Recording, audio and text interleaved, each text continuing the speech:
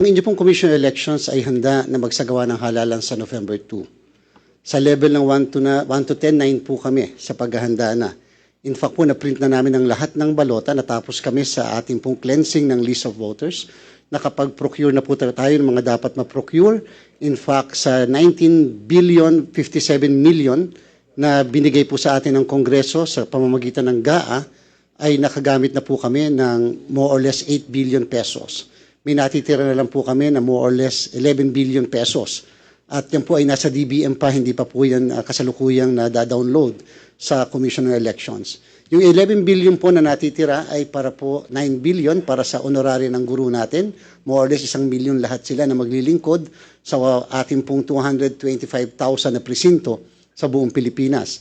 At the same time po, yung po natitirang 1 billion naman ay para po sa training nila ng ilang araw dahil po tayo ay hindi po automated election.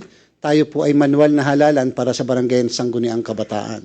At the same time, meron din po tayo 1 bilyon para sa deployment, yung pong ginagamit natin sa pagde-deploy ng lahat ng kagamitan para sa araw ng halalan. So more or less 11 billion po yon, intact pa lahat yun.